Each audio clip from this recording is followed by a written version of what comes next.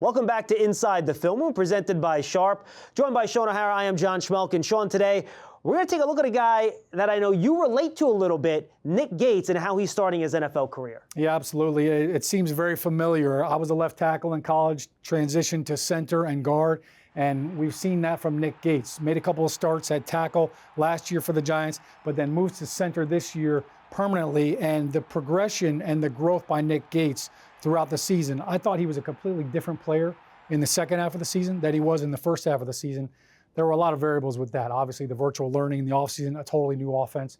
Because as a center, you have to communicate. There are a lot of things you have to do before you even snap the football. Oh, and then, by the way, you got to block a guy with one hand sometimes. So for Nick Gates, I thought he did a really good job of that. The first play that I'm going to show you right here, this is opening night, right? The Pittsburgh Steelers, Monday Night Football. They run a 3-4 defense. You knew you're going to get tested as an offensive lineman and certainly as a center. And Shaun, by the way, no preseason games. This is literally his first ever NFL game playing center of any kind. Precisely, yeah. First NFL game in a new offense as the starting center. So a lot of firsts right here. But for Nick Gates right here, one of the toughest things to do is in pass pro. All right, one-on-one is tough enough. But now when you start getting stunts and twists, it can get very hard to pass those off. And as you mentioned, it's his first game next to this guy, Will Hernandez, next to this guy, Kevin Zeitler. So they have to find some mesh points as well. And I thought Nick Gates did a really nice job right here on the nose guard for the Steelers. The punch is always imperative. Whenever you're going to have a twist, you've got to have a punch. And there you can see the extension right there.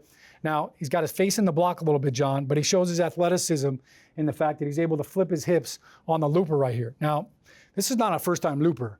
This is Cam Hayward, all right? He's a Pro Bowl player, and he comes with a big punch when he comes down the barrel of the quarterback. Watch Nick Gates flip his hips and then anchor down right here, all right? That pocket right there, the ability to anchor right there and let your quarterback complete that throw without somebody falling in his lap is a big part of the game, and Nick Gates in week one did a nice job of that.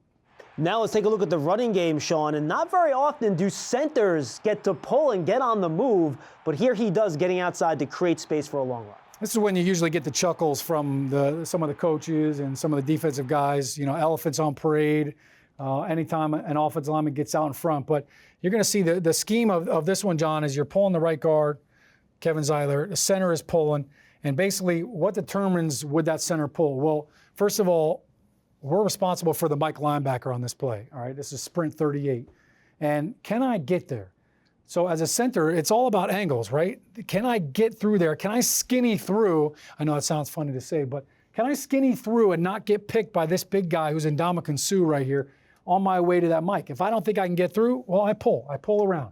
And you're going to see Nick Gates, he gets on the bike.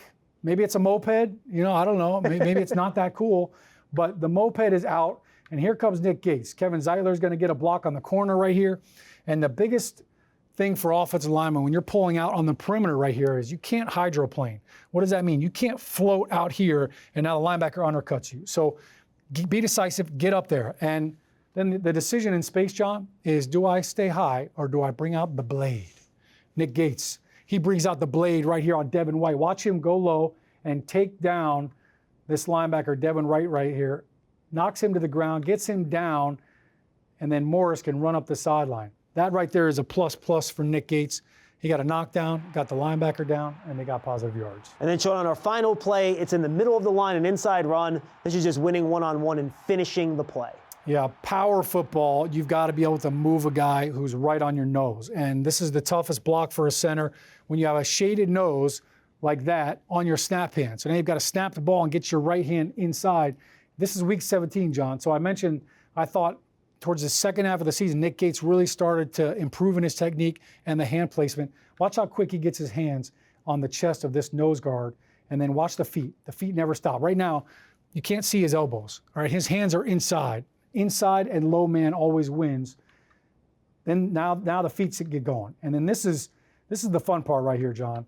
When you got a defensive lineman that you could just kind of throw to the ground right there, usually you try to land on top of him.